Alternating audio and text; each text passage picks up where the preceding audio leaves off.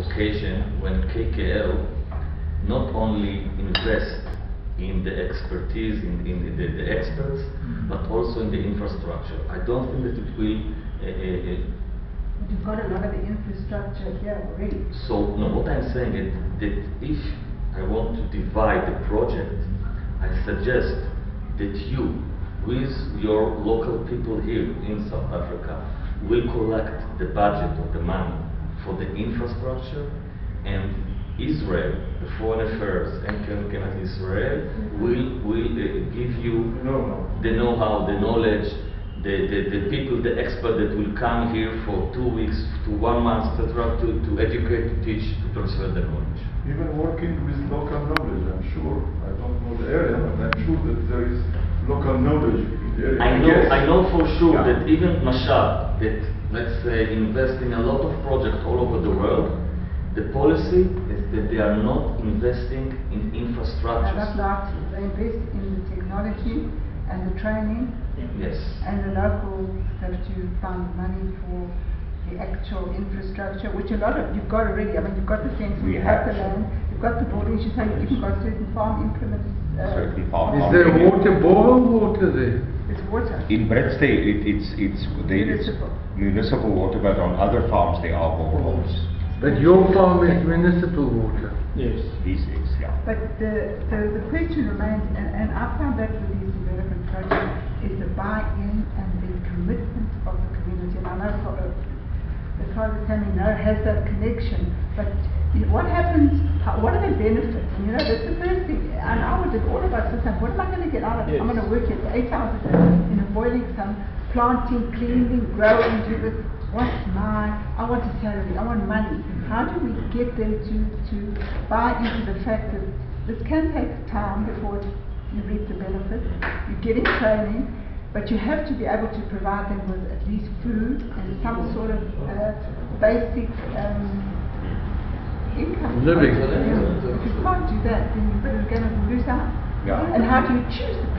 I don't know, that's up to you. I can never get involved in that. There has to be a budget to be able to at least give them a subsistence until such time as the crop matures, and then how do you divide the benefit, the profit of the crop? All that's got to be worked out by the local community. And that, we can't get, it's not fair that we get involved in that. If we get involved, it will be on trying to help you with the infrastructure and the technology. Yes. The technology and the expertise. Yes. Which you need, and I don't think any other country in the world can provide the stuff that is right. Yeah. Because it's simple, it's effective, and we've done so much work in Africa, so they know, and the conditions are similar with certain areas. Many of those farms are in very dry places like the Karoo, you know, Oliwal North. Now, Karoo farm, it's like the Negev, it's dry and cold. It's like scrub, it's scrubland. And more, for example, more than that. I know that. Half of ZZ2 is on half of a Catholic farm. They are renting, and the farm is called Ave Maria. It's ZZ2, and the rest is ours. They are renting that from us. And so there the soil is rich, and everything grows that's Mukesh. and they grow all the tropical fruit, there's pawpaws, apples. And for example, all the genetic improvement. For example, if you're looking for some kind of species that have tolerance to drought or to salt and water, etc. So all the knowledge, not knowledge, all the varieties are already existing in Israel. So again, varieties. Sorry? If I'm not mistaken, it's called the heirloom varieties, which are the original, the purest of the varieties. The fruit and the vegetables which are given in Israel, I mean, we have good fruit and vegetables. Jaffa. Oh, I mean, We used to buy Jaffa in the whole of Europe. It was the best you could get. There's no doubt. No, but It doesn't really exist anymore. which are grown in these hothouses, the quality of which we don't use in others. Okay?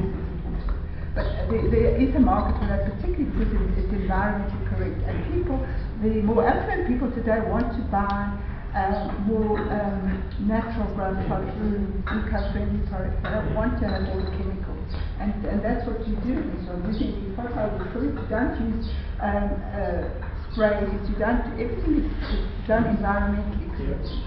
Which I think is a potential for herbs. on the way, by the way.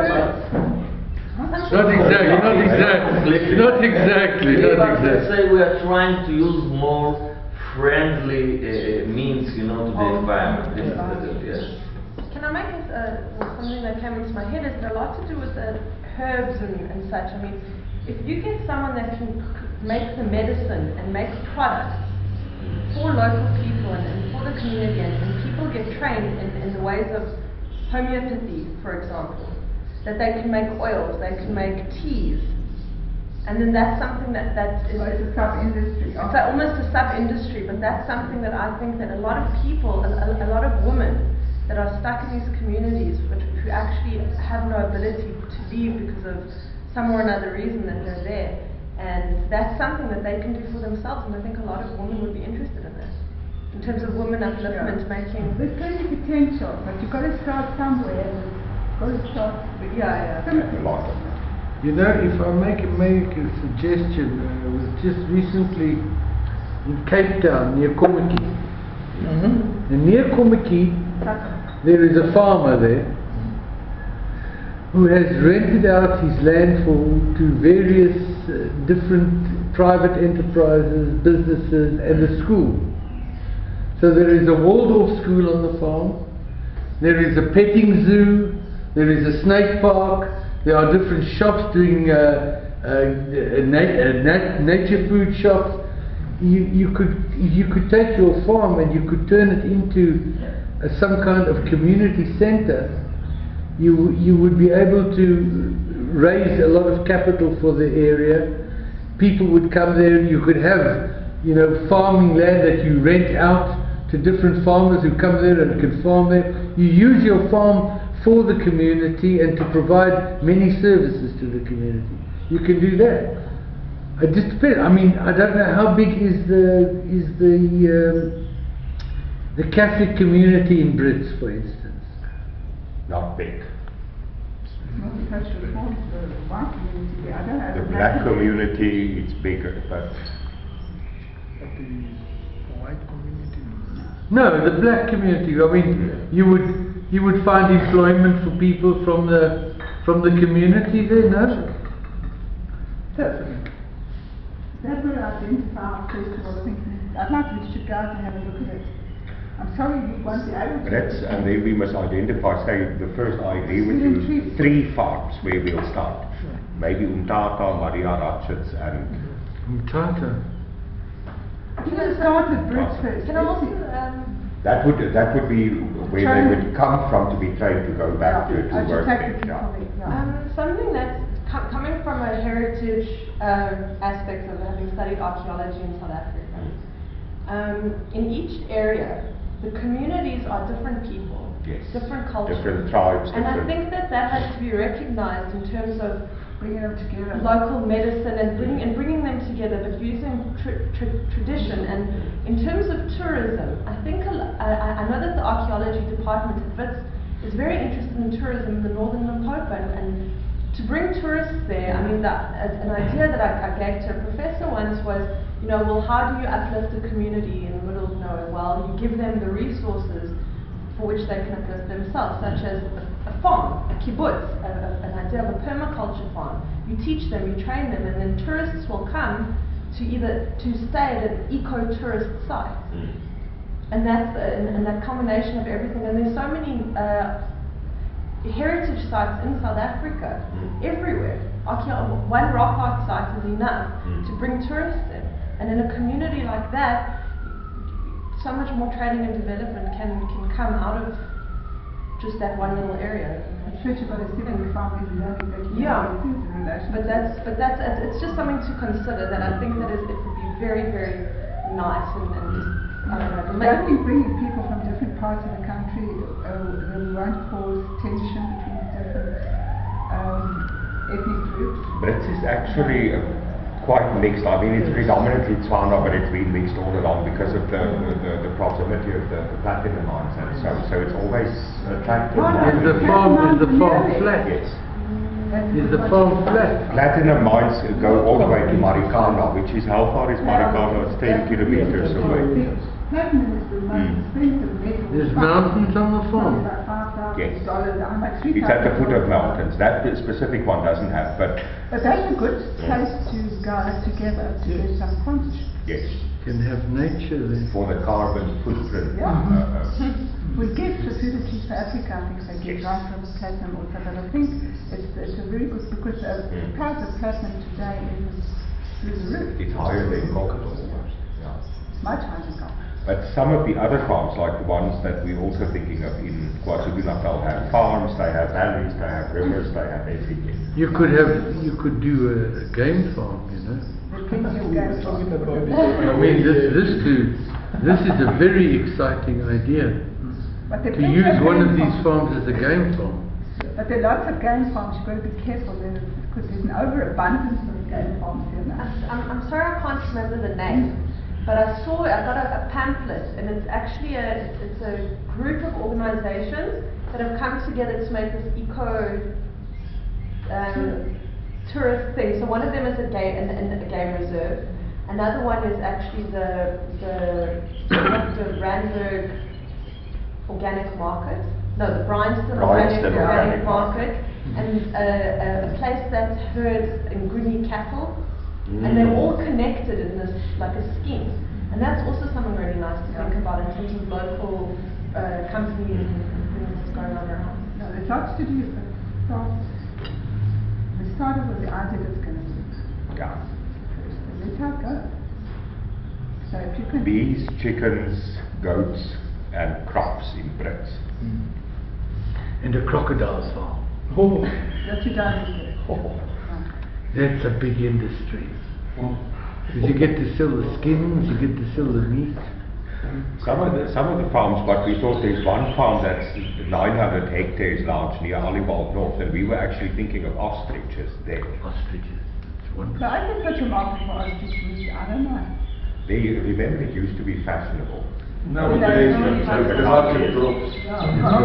Ostrich farm in Israel never took off really. I don't know ostrich. The feathers, once the feathers used to be important. Chickens, pigs. Yeah, the fish farm. I saw that someone on television. It was Fish a farm. documentary. But if you... I haven't seen any fish farming around South Africa. They are. Very nice fish.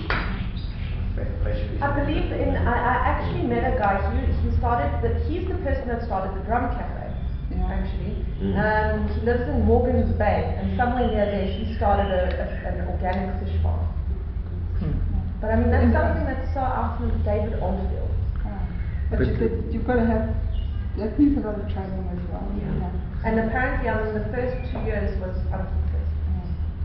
You should start with simple projects. Simple, but don't look for, you have to do simple, make it work, and success breeds success. So what you said was that the bee thing, a good idea, the certain crops, and utilizing the tunnel for The tunnels. How long were those tunnels?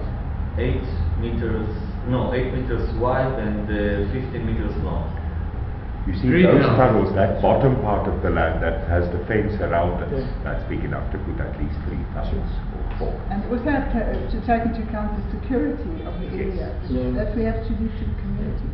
So the first step is, let's go and have a look at it. I'll get somebody from the embassy and stuff, he's also an agricultural expert, because these gentlemen are going to go back to Israel. Let him also look at it, and that will bring in Mashab, and then we'll bring in a J&F for certain aspects and try and work out a plan. And then we'll have to see how we can try and get local funding for infrastructure, and they'll provide the technical expertise. Sure. Very good. But we're going to help you, you're going to have to help with the local funding, because we need you to be involved in that as well. We'll do that. That we can. Yeah. So maybe we've got a little marriage in the making. When did you start thinking in this direction? Ooh, I've been thinking of this direction for the past couple of years, But nothing's happened. Nothing's happened.